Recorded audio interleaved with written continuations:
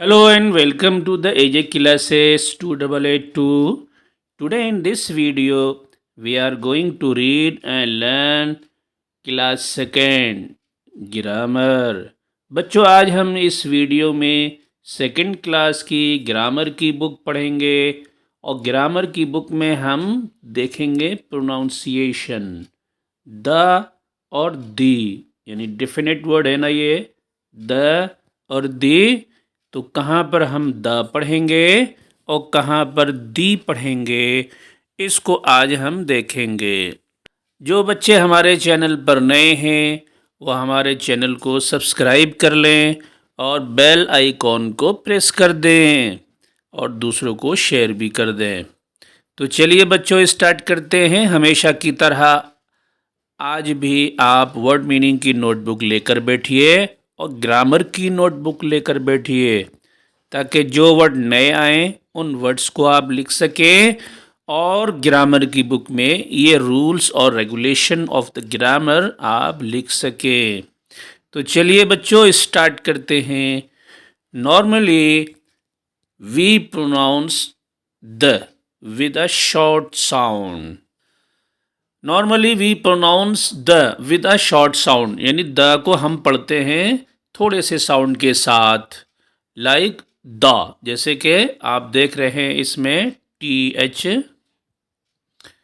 U और H इस तरह देख रहे हैं ना आप। इस तरह हम पढ़ते हैं नॉर्मली, अक्सर जगहों पर, ज़्यादा जगहों पर हम इसी तरह हम पढ़ते हैं। But when the comes before a vowel sound, यानी वोवल के पहले जब ये आता है द, तो हम क्या पढ़ते हैं? We pronounce it as a long sound.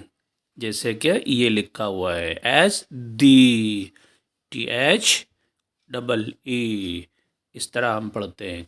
तो पता क्या लगा हमें कि हम द को दो तरह प्रोनाउंस करते हैं, एक तो इस तरह और दूसरे इस तरह। ठीक है, आप अपनी ग्रामर की नोटबुक में इसको लिख लीजिए और इसका नाम भी लिख लीजिए। इसका नाम है डेफिनेट वर्ड। डेफिनेट का मतलब होता है यकीनी, श्योरली। ओके बच्चों, चलिए कुछ एग्जाम्पल देख लेते हैं। वोवल साउंड, देखिए पहले कॉलम में क्या लिखा हुआ है? Vowel sound. दूसरे कॉलम में राइट और तीसरे कॉलम में से, यानी कि इस कॉलम में वोवल्स वर्ड आएंगे नीचे तक। ओके, और इस कॉलम में क्या लिखना है वो आएगा और इस कॉलम में क्या पढ़ना है वो आएगा। तो सबसे पहला एग्जाम्पल देखिए वोवल का। यहाँ पर वोवल के साथ डेफिनेट वर्ड आया हुआ है।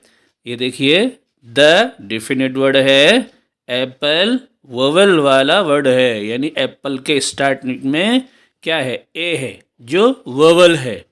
ओके बच्चों, अब हम देखेंगे कि वोवल से पहले अगर डेफिनेट वर्ड आएगा तो हम क्या पढ़ेंगे? इसको हम पढ़ेंगे दी एप्पल। ओके बच्चों, दी एप्पल, इस तरह साउंड होगा इसका। ठीक है, चलिए दूसरा एग्जाम्पल देख लेते हैं। दूसरे एग्जाम्पल में वोवल है ई। ओके, डेफिनेट वर्ड लगाएंगे दी। ओके, अब वोवल वाला वर्ड लेकर आएंगे, वो क्या है? एग। हमारे पास क्या है? एग है। तो किस तरह पढ़ा जाएगा? इस तरह पढ़ा जाएगा। क्या है? The egg. ओके, चलिए तीसरा एग्जाम्पल देख लेते हैं। तीसरे एग्जाम्पल में क्या है हमारे पास? आई, जो वोवल है। ठीक है, चलिए डेफिनेट लगाते हैं, इसमें दी हमने लगा दिया। उसके बाद हम वोवल वाला वर्ड लेके आते हैं, तो आई से कौन सा वर्ड आएगा? आइसक्रीम। आइसक्रीम में क्या है? स्टार्टिंग में वोवल है, तो वोवल के साथ क्या है? डेफिनेट वर्ड है। अब हम किस तरह प्रोनाउंस करेंगे इसको? इस तरह करेंगे। किस तरह? दी आइसक्रीम। क्या? दे आइसक्रीम, द आइसक्रीम नहीं पढ़ेंगे। ओके, चलिए नेक्स्ट एग्जाम्पल देख लेते हैं। क्या है हमारे पास? ओ है। उसके बाद हम देखेंगे डेफिनेट वर्ड लगा के, हमने लगा दिया डेफिनेट वर्ड।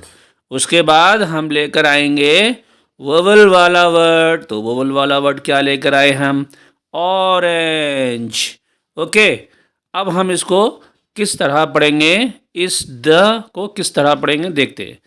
देखिए इस तरह पढ़ेंगे, दी ऑरेंज। ओके, नेक्स्ट देखते हैं। नेक्स्ट है आपके पास यू। यू क्या है भाई? वोवेल है। ओके, वोवेल है। अब हम इसके साथ, वोवेल के साथ क्या लगाएंगे? डेफिनेट वर्ड लगाएंगे। डेफिनेट वर्ड के बाद हम वोवेल वाला वर्ड लेकर आएंगे। वो क्या है? अगली फ्रूट, यानी कि गंदा, बदसूरत फ्रूट, यानी अगली मीन्स बदसूरत। तो अब हम इसको किस तरह पढ़ेंगे? दी अगली फ्रूट। ओके बच्चों, तो ये आपने एग्जाम्पल देखे जो वोवेल के साथ डेफिनेट लगाएंगे, वो वाले एग्जाम्पल आपने देखे। अब हम देखेंगे जो कॉन्सोनेंट के साथ किस तरह पढ़ेंगे। देखो, चलिए वो आगे देखते हैं। चलिए अब देखते हैं कॉन्सोनेंट के साथ किस तरह पढ़ेंगे। तो हम लिखेंगे कॉन्सोनेंट, हम लिखेंगे कॉन्सोनेंट के साथ डेफिनेट वर्ड।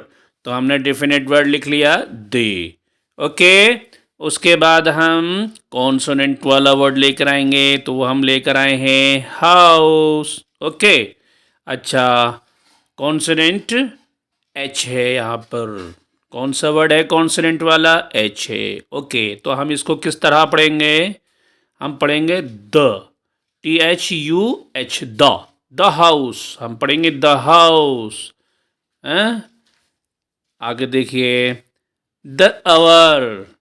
द अवर है ना, देखिए ये डेफिनेट वर्ड हो गया। ओके, और ये कॉन्सोनेंट वाला वर्ड हो गया। कॉन्सोनेंट क्या है इसमें? एच है कॉन्सोनेंट। तो हम किस तरह पढ़ेंगे?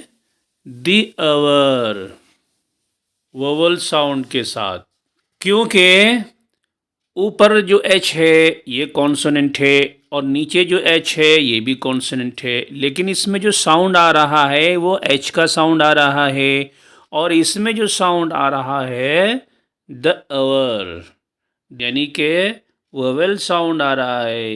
ओके, इस वजह से इसको दी अवर पढ़ेंगे। ओके बच्चों, द अवर नहीं, दी अवर, क्योंकि दी हवर तो आप नहीं कह रहे ना, यानी कि कॉन्सोनेंट वाला वर्ड तो नहीं पढ़ रहे ना आप। साउंड में तो आपके ए आ रहा है ना, द अवर कह रहे हैं ना आप। इस वजह से आप इस वर्ड को दी अवर पढ़ेंगे। तो पता ये लगा कि जिन वर्ड्स में वोवेल्स का साउंड आएगा उसके पहले अगर आप डेफिनेट वर्ड लगाते हैं तो आप वोवेल का साउंड जैसा ही पढ़ेंगे, यानी दी अवर ही पढ़ेंगे। वहाँ पर दी पढ़ेंगे, दा नहीं पढ़ेंगे। दा वहाँ पढ़ना है जहाँ कॉन्सोनेंट का वर्ड आए और कॉन्सोनेंट का साउंड भी आए, वहाँ पर दा पढ़ना है आपको। ठीक है, और जहाँ पर वोवेल का साउंड आएगा वहाँ पर आपको दी पढ़ना है। चलिए नेक्स्ट एग्जाम्पल देख लेते हैं। The university. यूनिवर्सिटी जो वर्ड है वो वोवल के साथ स्टार्ट है? उसमें वोवल कौन सा है? वोवल है यू। ओके, तो हम किस तरह साउंड निकालेंगे? The university.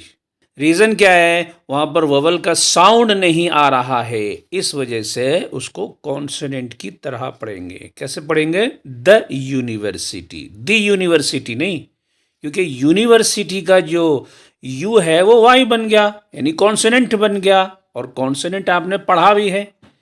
ठीक है, द यूनिवर्सिटी पढ़ा है, यूनिवर्सिटी नहीं, यूनिवर्सिटी पढ़ा है, इस वजह से उसको कॉन्सोनेंट की तरह ही प्रोनाउन करेंगे। चलिए नेक्स्ट एग्जाम्पल देख लेते हैं। The umbrella. द अम्ब्रेला में क्या है? देखिए वोवेल, वोवेल है यू आपका। ओके, तो जब यू वोवेल है तो आपको देखना है कि यू वोवेल तो है, मगर यू का साउंड आ रहा है या नहीं आ रहा है। अगर साउंड आ रहा है तो दी अम्ब्रेला पढ़ेंगे आप, ठीक है। अगर यहाँ पर वोवेल का साउंड नहीं आता तो आप द पढ़ते, दी नहीं पढ़ते।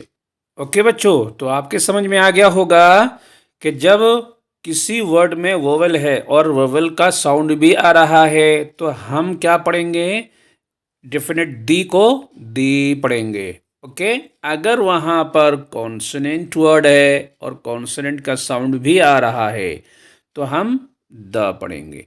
ओके बच्चों, उम्मीद है आपके समझ में आ गया होगा, मगर फिर भी मेरा मशवरा है कि आप इसको कम से कम इस वीडियो को 3 बार देखिए, तो फिर आपको क्या होगा, बगैर याद करे आपको याद हो जाएगा, ठीक है। तो 3 बार आप देखिए और उसको लिख भी लीजिए। एक बार आप लिखेंगे, 3 बार आप देखेंगे तो आपको फिर याद करने की ज़रूरत नहीं पड़ेगी, लेकिन फिर भी लिखना है आपको।